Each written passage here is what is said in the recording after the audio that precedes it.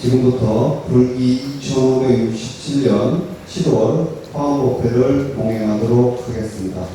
사부대주께서는 모두 자리에서 일어나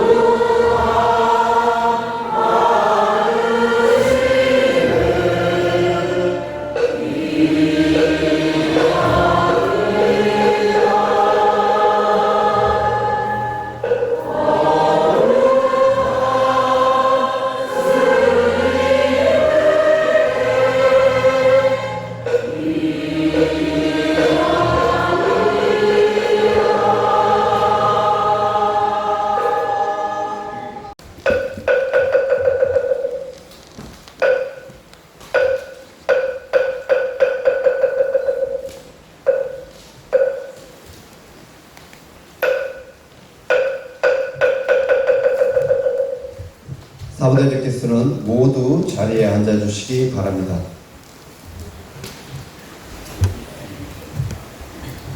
네, 반갑습니다. 날씨가 굉장히 덥죠? 네, 그래도 이 화엄이라는 위치가 계곡과 가깝고 또 바람이 소통되는 것이라 그나마 다행인 것 같습니다. 이 더운 날에 밖에서 노동하고 있는 많은 또 일반 국민들을 생각하면 이렇게 쉬는 날에 또 지상과 같은 이 좋은 공간에서 또 지상 대화원사에서 훌륭한 법사님을 모시고 법회를 갖는다는 것 자체가 크나큰 행복이지 않겠는가라는 생각이 듭니다. 방금 음성 공약을 이렇게 들었습니다. 올 12월 연말에 보면 전국에 있는 모든 합창단들이 강주에 모여서 합창 경연대회, 합창 대회를 하게 되는데 그 준비 때문에 열심히 하고 있는지 굉장히 많이 나아진 것 같고 오히려 마음의 화음을 소리로 낼 수 있다는 것만 하더라도 굉장히 부처님의 찬탄에 또 기도에 중요한 신행에 중요한 요소이지 않겠는가 생각이 듭니다. 합창단 잘하셨어요. 어쨌든 우리 오늘 법사로 모시는 남전 스님이 일단 사회자가 소개하겠지만 종단의 주요 소익을 다 두루 거치고 있고 또 현재 우리나라 가장 큰 사찰 중에 하나인 제1교구 조계사의 부주지스님으로도 계시기도 합니다. 또 언젠가는 부자를 띄고 주지스님이 하지 않겠는가 생각이 들기도 합니다. 제가 굉장히 아끼는 또 후배이기도 하지만 또 마음속으로 존중하고 존경하는 또 스님이기도 합니다.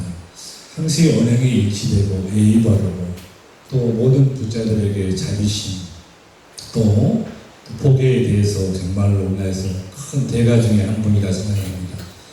여러가지 유명한 법사님들 많이 모시기도 하고 또 원로 스님들도 많이 모시긴 하지만 이렇게 현장에서 직접 포교 활동을 하고 있는 스님의 또 법문도 듣는 것도 우리한테는 굉장히 중요하지 않겠는가라는 생각이 듭니다. 어쨌든 토요일날 또 비가 굉장히 다행히 장마철이 심하게 온다고 일기예보는 나왔었는데 아까 해 뜨면서 잠깐 빗방울 지나가고 다행히 유기가 되지 않아서 또 멀리서 오신 분들 또 버스 오신 분들이 또 귀향하는데 또 지장이 없었으면 좋겠다 생각이 들고 초파일 이후에 첫 맞이하는 화엄법회이기 때문에 이번에 화엄사도 여러분의 또 인연 공덕으로 또 모든 불자님들의 십시 도움으로 또 어느 때보다 풍성한 초파가 되지 않았나 생각이 듭니다. 또 곳곳에 도량에 많은 불사가 이루어져서 또 시끄럽고 합니다만 선원의 22분의 스님들이 또 정진하고 계시고 또 예전과 요법하게 다르지 않게 많은 대중 스님들이 또 실행활동에 지장이 없도록 최선을 다하고 있습니다. 앞으로도 마찬가지로 본사 교구에 더 관심을 가져주시고 또 부처님 가정마다 늘 부처님의 가지가 함께 하시기를 기도하겠습니다. 고맙습니다. 대한불교조계종 군종특별교구 군승법사를 역임하시고 포교원, 포교국장, 총무원, 기획국장, 총무국장, 원로회의 사무처장과 서울정예사 주지를 역임하셨습니다. 현 조계사 부주지 소임을 맡고 계십니다. 이상으로 남전 스님의 양력을 마치고 지금부터 법을 청하도록 하겠습니다.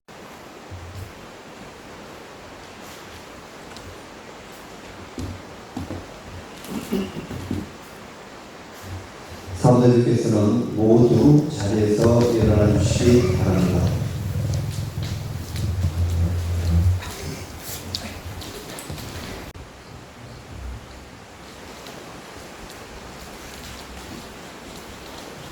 다음은 법을 청하는 청법가를 준비된 음성에 맞춰 다 함께 봉독하겠습니다.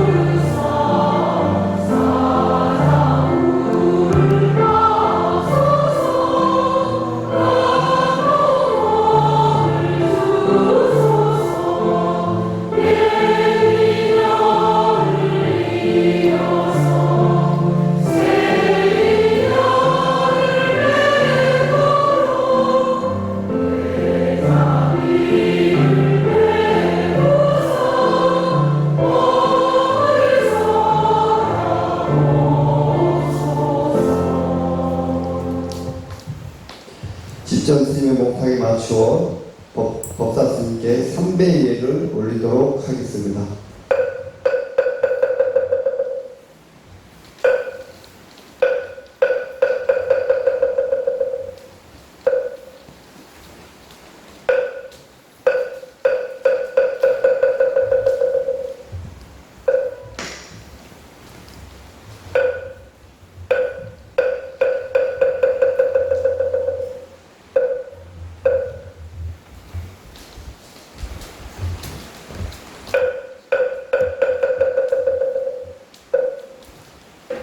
사무대님께서는 모두 자리에 앉아 주시기 바랍니다.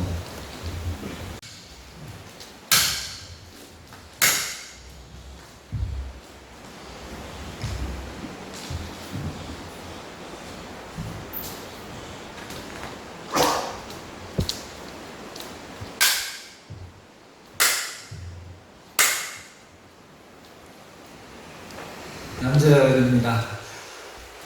서울에서 왔습니다.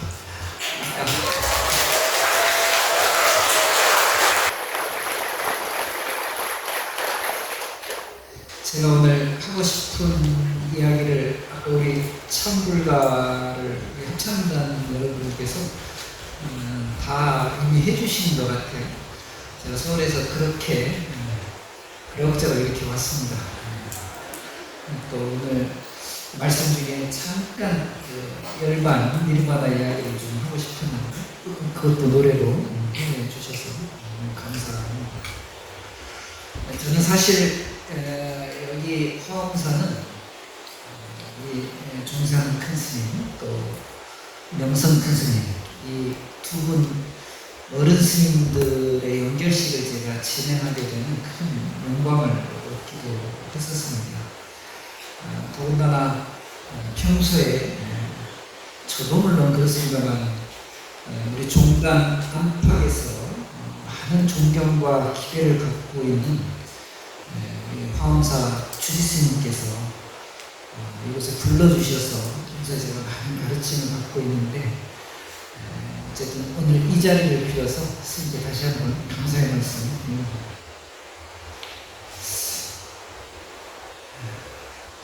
불석 미모라는 말이 있습니다. 이 석자가 소중히 한다 이런 뜻도 있고 애석하다 이런 뜻이 있는 글인데요. 그러니까 불석하면 소중히 여기지 않고 애석하지 않고 안타깝지 않다 이런 말이거든요. 미자는 눈썹 미자니까요. 불성미모라는 말은 눈썹을 아끼지 않는다. 눈썹을 함부로 뽑혀도 그렇게 크게 안타까워하지 않는다 이런 말씀인 것이죠. 이 말은 예전에 함부로 부처님 진리, 법에 대해서 이야기하면 이 법을 비방하는 죄로 눈썹이 빠진다 이런 이야기가 있습니다. 제가 오늘 아침에 잠깐 눈 떠서 거울을 보니까 눈썹이 빠졌더라고요. 좀 걱정이긴 합니다만은, 그런데 또 한편에서 보면 여러분 잘 아시는 이 벽암록이라고 하는 그 책에는 선의 진리, 또 우리 부처님 진리의 말씀을 바르게 전해야 된다 하면서 세 가지 경우를 이야기하고 있는데, 하나는 온몸으로 짊어지고 적법하고 포기해야 된다 이런 이야기가 하나 있고, 또 하나가 호랑이의 아가리 속에 들어가는 심정으로 스스로 몸을 던져서 적법하고 포기해야 된다 이런 이야기가 있고, 이 세 번째에 보니까 눈썹을 아끼지 말고 적법하고 포기해라 이런 이야기가 있어서 제가 용기를 가지고 오늘 이 자리에 왔습니다. 이런저런 이유가 오늘 여기 온 충분한 인연이 될지는 모르겠습니다만, 또 와보니까 화엄경 같은 경전에도 이야기하고 있습니다만, 어떤 사람은 가는 곳마다 온 세계에 부처님이 가득하심을 본다고 그러죠. 그런데 또 어떤 사람은 무량의 겁 동안에 부처님을 보지 못한다. 왜 그럴까? 마음이 깨끗하지 않으니까 그렇다는 결론도 있습니다. 또 어떤 사람은 가는 곳마다 부처님의 아름다운 음성을 계속 들어서 기쁜데, 어떤 사람은 백천만급 동안도 듣지 못한다 이런 이야기가 나오거든요. 역시 마음이 깨끗하지 못해서 그렇겠죠. 제가 오늘 화엄사의 도량에 와보니까 부처님도 너무 잘 보이고 말씀도 너무 잘 들립니다. 여러분들은 어떠신지 모르겠습니다. 대답을 안 하시네. 네. 오늘 그래서 저는 그런 이야기를 좀 바탕으로 해서 좀 가볍고 좀 그냥 흘려듣기 좋을 만한 몇 가지 말씀을 좀 드리고 가고자 합니다. 거창한 것은 아니고 부족한 저의 이해를 바탕으로 해서 간단히 좀 말씀을 드리겠습니다. 우리 불교를 표현하는 말들이 여러 가지가 있죠. 대표적으로 뭐 깨달음 이런 말이 있을 것이고, 견성한다 이런 말도 있는 것 같습니다. 지혜와 자비 이런 말씀도 있지요. 그 중에 해탈, 열반 이런 말씀이 있는데, 제가 그동안 중단 안팎에서 또 현장에서 포교하다 보니까 제 나름대로의 이해를 바탕으로 하면 해탈은 자유로워지는 것이죠. 열반은 괴로움이 소멸되는 것입니다. 그런데 이 자유로움이 괴로움을 소멸시키는 아주 중요한 관계가 아주 밀접한 관계가 있습니다. 42장경이라고 하는 중국의 초기 불교 경전에 보면 부처님께서 제자들에게 이렇게 질문하십니다. 사람의 목숨이 얼마 동안이나 있을까 하고 여러 제자들에게 질문합니다. 어떤 제자가 며칠 사이에 있는 것 같습니다. 그러니까 부처님께서 그건 아니다 이렇게 말씀하시고, 또 어떤 제자분께서 밥 먹는 사이에 있는 것 같습니다 했더니 그것도 아니다. 어떤 제자가 숨 쉬는 사이, 호흡지간에 있는 것 같습니다 하고 말씀드렸더니 부처님께서 그대가 도를 얻었구나 라고 이렇게 대답하셨다는 대목이 있습니다. 여러분, 호흡지간에 삶이 있다는 건 시간이 짧다는 그런 의미도 물론 있겠습니다만 정신 바짝 차리라는 그런 의미가 아주 강합니다. 안 그러면 지금 이 순간을 그냥 지나치게 되거든요. 지나치면 잘못된 습관 또 버릇 이런 것들이 내 몸에 쌓이고 굳어져서 어느새 이것이 탐진치로 발전을 하게 됩니다. 한참 시간이 지나고 나서 보니까 그저 그냥 탐진치에 묻혀서 살아가는 본 모습을 그때서야 보게 되는 것이죠. 호흡지간에 있다는 이 말씀은 정신 똑바로 차리고 순간을 살아가야 된다, 이런 말씀이 있는 겁니다. 물론 호흡지간에 내 생명도 유지되는 것이죠. 호흡 한번 해보세요. 다 그대로 있으신 거 보니까 생명이 잘 유지되고 있는 것 같습니다. 제가 절집에 들어와서 30년이 조금 지났는데 많은 불자님들을 뵙습니다. 그런데 가만히 좀 지켜보면 신행생활 잘 하시고 또 실제로 잘 사시는 분들의 특징이 몇 가지 있다는 걸 좀 어느 순간에 좀 알았습니다. 여러분, 인생을 쭉 펼치면 즐거운 일도 있고 괴로운 일도 있죠. 이것이 사실은 계속해서 반복되고 있습니다. 행복한 순간도 있고 그렇지 못한 순간이 교차합니다. 그런데 시간이 한참 지나고 나서 내가 기억을 떠올릴 때 어느 순간에 방점을 찍느냐에 따라서 그 지나간 삶이 좋을 수도 있고 나쁠 수도 있는 것이죠. 행복할 수도 있고 불행할 수도 있는 것이죠. 잘 사는 분들 같더니요, 주로 좋은 순간에 방점을 찍더라고요. 그러니 삶 자체에 후회가 적어집니다. 또 하나는 혹 나쁜 순간이 기억된다 하더라도 정말로 신행생활을 잘 하시는 분들은 보니까요, 그 기억을 기도하고 공부하고 정진하는 아주 좋은 계기로 삼고 마음먹고 실제 신행생활을 그렇게 하십니다. 그런 분들이 되게 세상을 잘 살아가시더라고요. 그러니까 과거의 삶이 긍정적으로 바뀌거나 혹은 좋은 수행의 기회가 된다면 그것이 지금 삶은 호흡지간이라는 것이 명철하게 와닿는 것이죠. 정신 차리고 부지런하게 살 수밖에 없기 때문에 그렇습니다. 그게 또 제가 이렇게 얘기하면 간단한 것 같은데 어렵지 않다 이렇게 생각하시잖아요. 그게 왜 잘 안 될까요? 인간의 존재는 누구나가 평안하고 무탈한 삶을 살아가기를 원하는 것이 인지상정입니다. 요즘 표현 젊은 분들 보니까 재앙 프리 이렇게 표현하더라고요. 재앙 프리의 삶. 재앙은 언제 생길까요? 또 생겨난 재앙은 어떻게 하면 우리가 극복할 수 있을까? 이것도 두 가지가 있는 것 같은데, 하나는 외부에서 오는 재앙과 외부에서 오는 조금 번거로움은 여러분 이겨내셔야 됩니다. 이겨내면 되는 문제예요.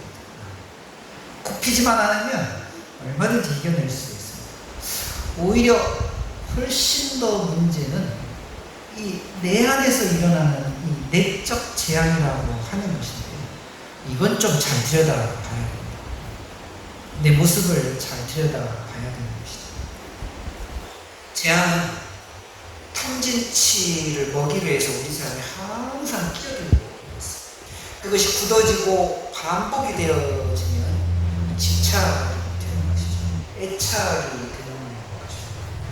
그래서 우리가 살면서 이 기도하고 공부하고 수행하는 이유는 이 끼어들 틈을 좀 줄여나가는 것이죠. 벗어나면 너무너무 좋고요. 그러니까 자유롭게 해탈이라고 하는 개념을 여기다가 좀 덧붙일 수 있겠습니다.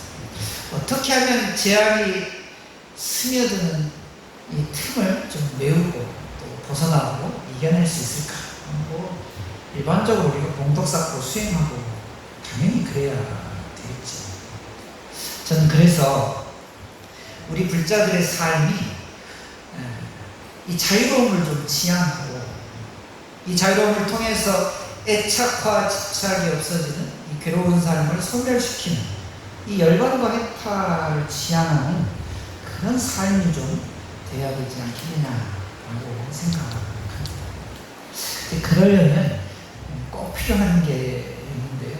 여러분 너무나 잘 하시는 것이지만 제가 조금 반복이지만 한 말씀 덧붙여 보도록 하겠습니다. 우선 정견을 갖는 것이 가장 중요합니다. 정견이 너무 어려운 것은 아니고요. 그것이 견성의 단계에 가면 정견은 곧 깨달은 견성에 다름없으니까 이제 조금 나중에 일인 것 같고요. 우리 일반 불자들의 삶에서 정견은 바람직한 가치관을 갖는 것이 아닌가 하는 생각을 좀 해요. 이 바람직한 가치관이라는 건 아무것도 아닌 것 같아도 내가 평상시에 그냥 내놓고 표현하는 가운데 이 바람직한 가치관이 갖춰지지 않으면 중생의 모습을 그대로 보여주는 경우가 너무 많습니다. 제 얘기를 좀 해서 너무 죄송한데 아까 우리 사회자 스님께서 군종장교 이야기를 하셔서 잠시 좀 가벼운 이야기입니다만 제가 여러분 군법사 군종장교 좀 다녀왔습니다. 여러분들 보시기에는 좀 시원찮아 보여도 이래봬도 예비역 육군 대위 좀 다른 이야기인데 여러분 제가 군종장교로 처음 임관을 이제 했을 때 제가 부임하러 사단에 갔더니 사단에 이 군종법사는 한 분 계시고요. 사단에 여러분 군종 목사님은 5분이 계십니다. 그러니까 우리가 1대5로 사실은 종교적인 어떤 경쟁도 하고 근데 거기다가 군종 신부님도 한 분 계시거든요. 신부님하고 목사님은 뭐 다 자기들끼리 그렇고 그런 사이니까 그렇게 본다면 스님들은 사실은 1대6의 어떤 상황 속에서 군에서 이제 신앙생활 또 신행생활을 지도하는 것이 굉장히 어렵습니다. 그런데 마침 제가 사단에 갔더니 사단장님께서 사단을 이제 지휘하고 있는 사단이 투스타 별 2개짜리 장군인데요. 이분이 불자이신 거예요. 저는 순간 절망했죠. 왜냐하면 고된 스님 생활을 군에 가서 좀 쉬어볼까 했다가 이거 사단장이 불자인데다가 더 청청병력 같은 소리는 새벽 예불을 아침마다 나온다고 그러네요. 고생을 하는데 어쨌건 사단장님은 제가 가니까 너무 좋아하시는 거예요. 스님 새로 오셨다. 여러분 되게 사단은 이게 정규사단은 12,000명 정도의 TO를 가지고 있습니다. 그 정도는 다 안 되고 우리나라 한 9,000명 정도가 있는데 장교가 한 2,000명 내지 3,000명 정도 사병이 한 6,000명 내지 7,000명 정도가 있는 그런 부대입니다. 장교들이 굉장히 많습니다. 부대 본부에도 사단 본부에도. 그래서 전입신고를 좀 찾아다니면서 인사를 좀 해야 되는데 사단장님이 차 마시다가 스님 제가 한 방에 해결해 드릴까요? 그러시는 거예요. 그래서 너무 좋지요. 일일이 찾지 않아도 한 번에 해결해 주신다고 하니까 방법을 좀 일러주십시오 했더니 오늘 점심시간에 장교 식당에 와서 식사하시면 당신께서 다 소개해서 거기서 박수치고 인사 가름하는 걸로 하시죠. 그래서 아이고 이것이 웬일인가 싶어서 그렇게 하겠습니다 하고는 저녁 시간에 승복을 입고 군복을 입고 해야 되는데 사실은 승복을 입고 사단 장교식당에 갔어요. 장교식당이 이거보다 한 2배 정도 큰 식당이 있는데 300여 명의 장교들이 모여서 점심 식사를 합니다. 메인 테이블이 가운데 있는데요. 사단장님 앉고 제가 VIP라고 옆에 앉고 부사단장님, 김후대장님, 사단의 주요 참모들이 한 그 테이블에 1호 테이블에 앉아 있죠. 그날 밥을 먹는데 메뉴가 곰탕이 나왔어요. 사실은 근데 뭐 스님이 오신다고 해서 이 메뉴를 바꿀 수는 없어요. 구내는 한 달 식단이 미리 정해져 있기 때문에 바꿀 수가 없죠. 근데 저는 또 속으로 그때는 좀 젊어서 정말 그냥 속으로만 생각했습니다. 야, 오늘 이거 몸보신하겠다. 표현은 못하고 천천히 싹 다 먹어야지 이렇게 생각을 하고 식사 자리에 함께 했죠.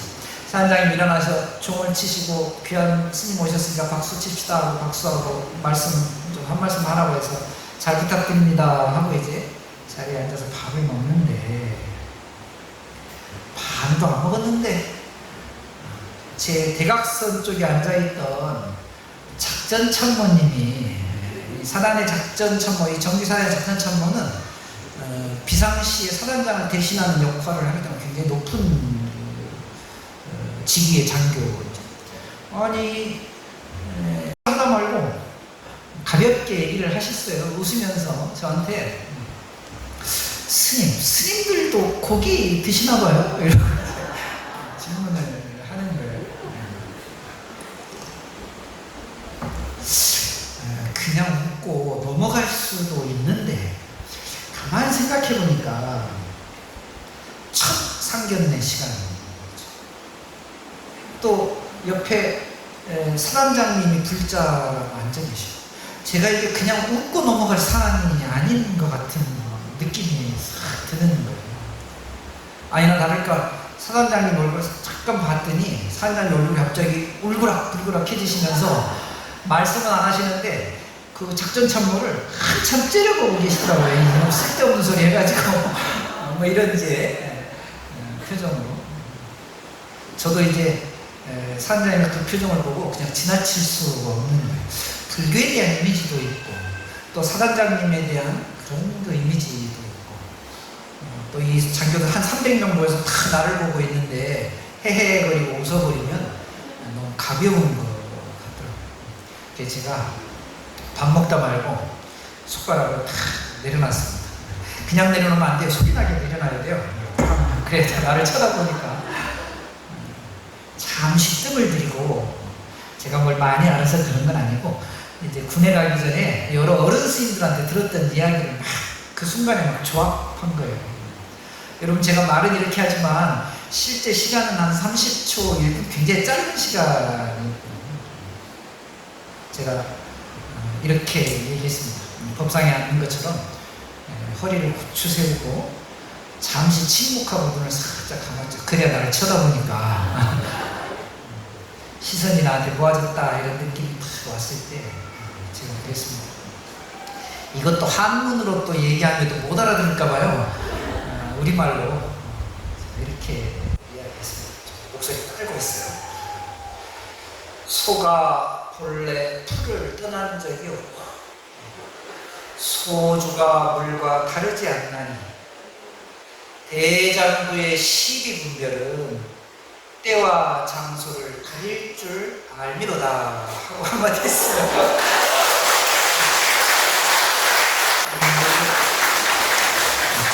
박수 받을 건 아니지만 그랬더니 다들 지금 어안이 벙벙해가지고요. 이게 무슨 말인가 싶어가지고 눈을 크게 뜨고 있더라고요. 그런데 옆에 계신 사단장님이 얼른 이 말씀을 알아차리고는 갑자기 저를 보시더니 얼굴이 환해져가지고 법사 스님 많이 드십시오. 많이 드십시오. 그래서 뭐 제가 잘 먹고 법당에 올라오는데 그날따라 갑자기 막 손은 뒷짐에다 지고 에헴거리면서 밥값했다 이러고 이제 법당에 올라왔습니다. 이 작전 참모님이 따라오시더라고요. 따라오셔가지고 제가 아까는 사단장님 때문에 아주 막 곤란해갖고 어쩔 줄 몰랐는데 스님 너무 죄송했습니다. 그래도 그렇지 많은 사람들 앞에서 너무 창피 주신 거 아닙니까? 하면서 차 한잔 주십시오. 그래서 이제 차를 마시면서 얘기를 하는데 아까 그 말씀 대충 짐작은 가는데 한번 좀 풀어서 좀 알려주시죠 해서 세상에는 수많은 견해를 갖고 있는 사람들이 정말 수많은 장소에서 살고 있는데 한 가지 사안을 가지고 하나의 팩트를 가지고 매우 다른 시선으로 보게 되어 있죠. 또 자기가 살아온 삶의 어떤 이력으로 그것을 판단하고 이해하고 받아들입니다. 참모님, 술병에 술이 딱 반이 남았는데 술을 좋아하는 사람들은 반밖에 안 남았다 이렇게 생각할 겁니다. 술을 정말 한 모금도 하지 못하는 분은 아직도 반이 남아요. 팩트는 한 가지죠. 사실관계는 한 가지. 이것을 생각하는 게 벌써 술의 기호에 따라서 두 가지 견해로 달라요. 장부는 세상에 나와서 뭔가 큰 일을 하고 싶은 사람은 시비분별을 가릴 때 그것이 설사 농담이더라도 설사 그것이 가벼운 이야기라 하더라도 때와 장소를 잘 가려서 할 줄 알아야 장부의 모습 아닙니까 하고 이제 말씀을 드렸더니 감사합니다 하고 이분이 성당에 다니신 분인데요. 그 다음 주부터 법당에 나오시더라고요. 여러분 사실은 별을 4개까지 다셨어요. 그래서 일본 사령관 하시고 제대하셨는데요. 가는 곳마다 법당을 하나씩 만드셔가지고 불교계에 정말 큰 역할을 해주신 사람장입니다. 한 사람의 이 가치관이 변화됐을 때 오는 그런 결과물은 어떤 건 작을 수도 있지만 어떤 것은 굉장히 클 수도 있는 것이죠. 당연히 바람직한 가치관을 갖는다는 건 매우 중요한 것 같습니다. 또 하나 자유롭다 이런 말씀 제가 드렸는데 이게 괴로움이 없다는 그런 의미와도 맞닿아 있다고 말씀드렸잖아요. 제가 이게 스님들 앉아 계셔서 너무 좀 부담스럽긴 한데 우리 스님들과 일반 불자들의 차이점이 어디입니까? 스님들은 자유로움을 좀 만끽하셔요. 괴로움이 적으시죠. 근데 우리는 살면서 자유롭고자 하지만 아까도 말씀드렸던 탐진치가 계속 틈을 비집고 들어와가지고 그 자유로움이 자유롭지 못하게 그 자유롭지 못한 게 미움과 원망과 회한으로 우리의 삶 전체를 어렵고 힘들게 하고 있죠. 단언컨대 저는 스님들이 여러분들보다는 덜 괴로울 거라고 생각합니다. 스님들 죄송합니다. 여러분 보통 인간에게는 인간 존재는 4가지 유형이 있다. 여러분 한번 잘 한번 어디에 해당되는지 한번 보셔야 돼요. 하나는 어떤 부류의 사람들은요 더러운 곳에 가면 쉽게 물들어 버리는 분들이 있습니다. 그것이 좋지 않은 것인 줄 알면서도 쉽게 물들어 버리죠. 보통 중생의 모습이 그렇습니다. 근데 또 한 부류의 중생들은 더럽고 나쁜 곳에 가면 아 여기는 좋지 않은 곳이구나 하고 피해버립니다. 되게 우리가 이런 분들을 착한 사람들이라고 표현합니다. 적어도 2번까지는 돼야 되는데 2번에 해당돼야 되는데 여러분들 3번째는요 더럽고 나쁜 곳에 가도 물들지 않는 사람들이 있어요. 거기 피하지 않고 그 자리에 있음에도 물들지 않는 분들이 있어요. 저는 이런 분들 불자라고 생각합니다. 수행자의 모습을 갖추었다고 생각하는 것이죠. 마지막 한 부류의 분들은요 더럽고 나쁜 곳을 가면 그곳을 아예 깨끗한 곳으로 만들어요. 보살님들이 그렇고 부처님이 그러시겠죠. 여러분 1, 2, 3, 4번 중에 어디에 해당하십니까? 저는 뭐 여러분들이 3번에 해당한다고 생각합니다. 조금만 더 하면 되니까 3번에 해당한다고 생각하는데 이 3번째, 4번째 기도 정도는 되어야 우리가 신행생활 또 수행한다 이렇게 이야기할 수 있거든요. 보통의 불자님들께서 기도하고 공부하고 법문 많이 들으시고 이렇게 법회에 나와서 스님들 말씀을 경청하시는 건 아마도 이 3번째의 경우 또 더하면 4번째의 경우로 가기 위한 그런 방편 그런 길목에 있는 것이 아닌가 하는 생각을 좀 해요. 여러분, 제가 하는 이 말씀을 좀 들으면 쉽게 이해는 가시죠? 그런데 왜 그렇게 사세요? 근데 왜 잘 안 돼? 이게 지금 말씀하셨듯이 실제로 삶에서 조금만 더해지면 너무너무 훌륭한 불자가 되는 거예요. 조금만 더 하시면 되거든요. 조금만. 그러나 보통은 절에 오래 다니셔도요, 여러분 이해는 해요. 그런데 실행하지 않으면 변하지 않습니다. 사실 이게 더 문제예요. 아예 나쁜 사람은 그런가 보다 해요. 그런데 듣고 공부하고 기도하는데도 변화가 없으면 그건 더 큰 문제죠. 여러분, 진리는 꼭 스님들의 말씀이 아니더라도 우리 주변에 너무 많이 존재하는 거예요. 중요한 것은 그 진리를 내가 행하는 것이죠. 심식은 법식인 이런 말씀이 있습니다. 마음은 근본 바탕인 것이고요. 법식인, 실제로 진리는요, 우리 주변에 먼지처럼 막 떠돌아다닐 정도로 많습니다. 밖에 나가보면 좋은 말씀들이 얼마나 많은지 모르겠어요. 공자님 말씀도 있고 예수님 말씀도 있고 법식이에요. 진리는 너무너무 많이 우리 주변에 있어요. 그러나 이것이 심식은 내 안으로 들어와서 근본이 되기 위해서 내가 스스로 해내지 않으면 안 돼요. 마음이 작동하지 않으면, 스스로 바뀌지 않으면 항상 그 지점에 멈춰 있는 거예요. 여러분, 제가 어디 가서 뭘 하다가 듣지 말아야 될 말씀이 꼭 한 가지가 있는데, 다른 말씀도 그런 게 많이 있습니다만, 너나 잘해, 이런 말 큰일 난다 생각합니다. 절에 10년을 다니고 20년을 다니고 30년을 다녔는데 무슨 갈등이 생기고 시기가 생겼을 때 절에 다니는 너나 잘해, 이런 말씀 들으면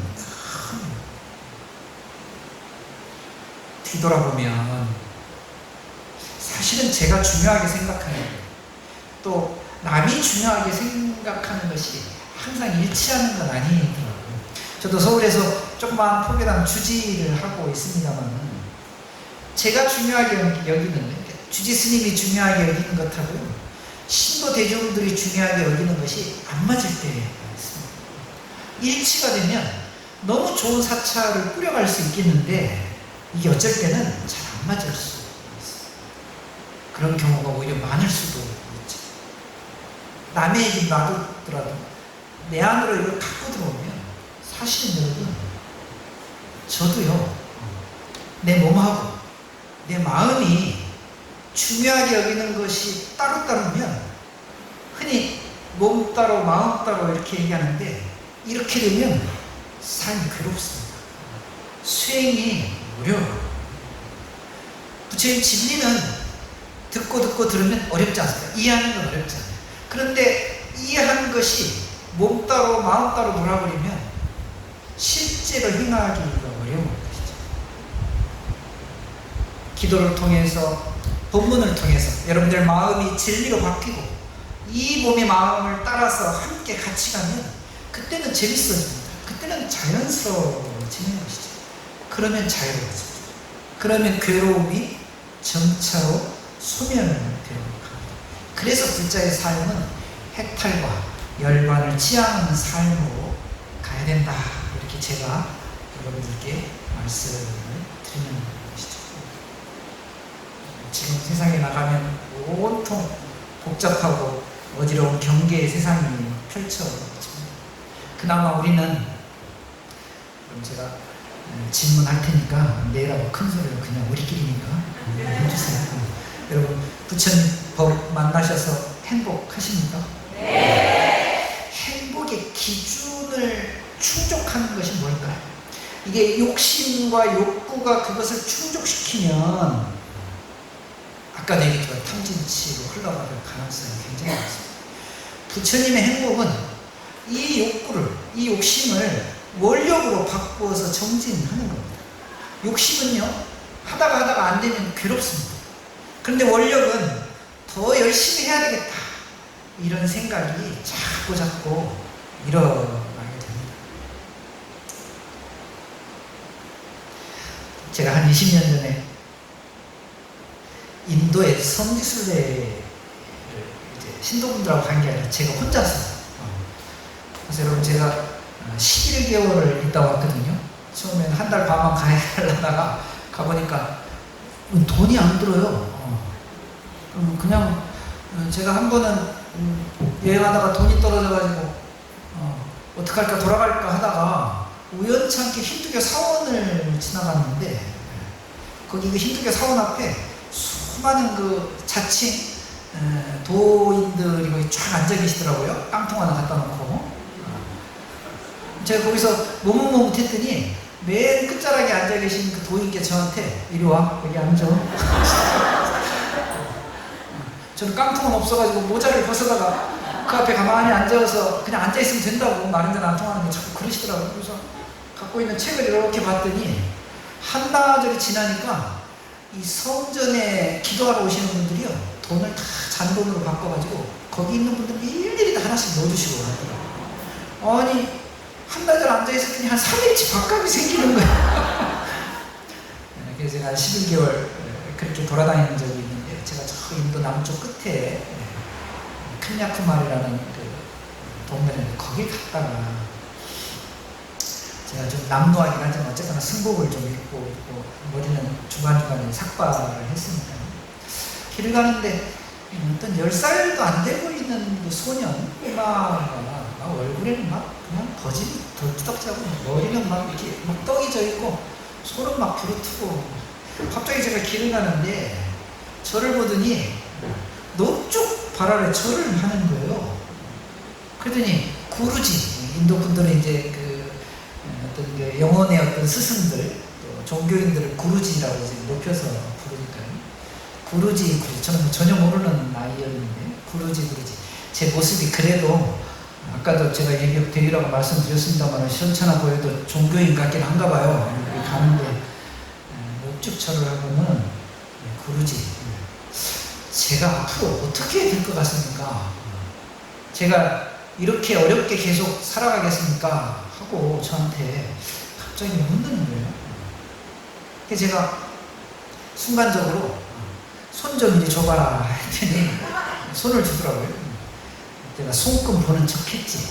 사실은 볼 줄 모르고 뭔가의 신뢰관계가 생기려면 제가 손금을 한참 보는 척 하다가 너 한 10년 전부터 엄청나게 어렵게 살았지? 하고 물어봤더니 이 아이가 막 깜짝 놀라면서 그걸 어떻게 알았냐는 거예요.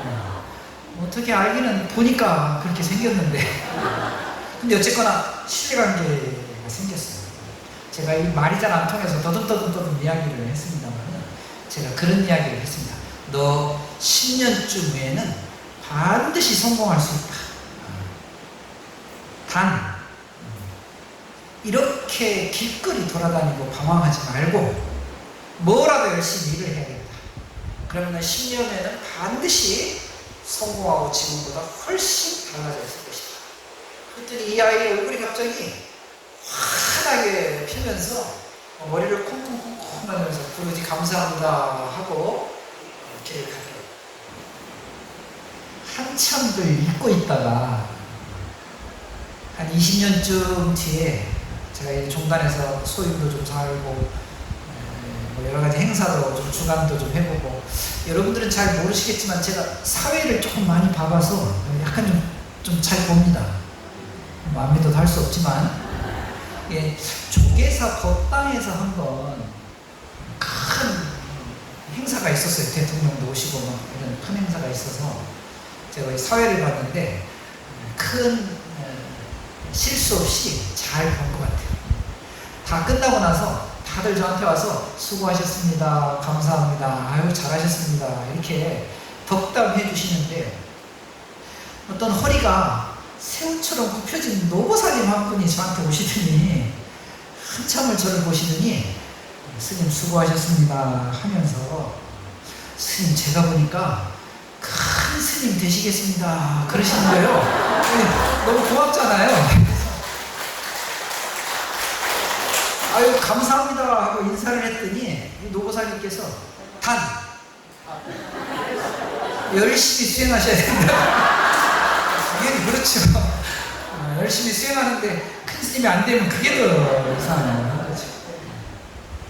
여러분 오늘 제가 보니까 여기 계신 불자님들 모두 소원 성취하시겠어요.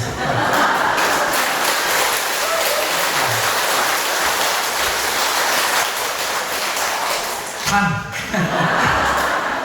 열심히 기도하시고 법회 열심히 오시고 우리 여기 계신 여러 대덕 큰 스님들 말씀 잘 들으시고 신행활동 잘 하시면 아마 원하시는 바 모두 성취되시고 제가 오늘 말씀드렸던 조금 더 자유로워지시고 자유로움이 커지면 괴로움이 많이 소멸되는 진짜 불자의 삶을 만끽하지 않으실까 하는 생각을 해봅니다.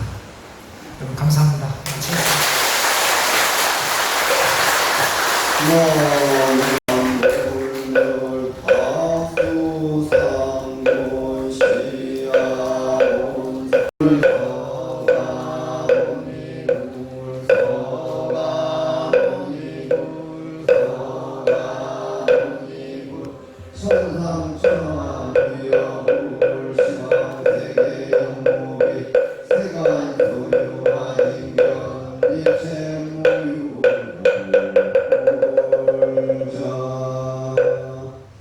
담화하신 가운데 모험길 오셔서 오늘 화엄법에서 감로금을 해주신 남전 스님께 다시 한번 감사의 큰 박수 부탁드리겠습니다.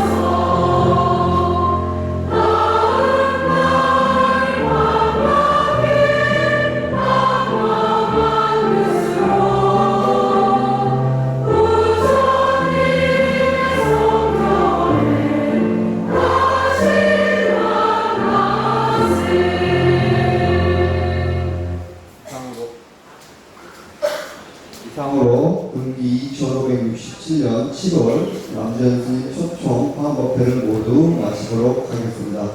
참석해주신 사부대중 모두 하시는 일마다 불보살님의 가피가 함께하길 기원합니다. 성불하십시오.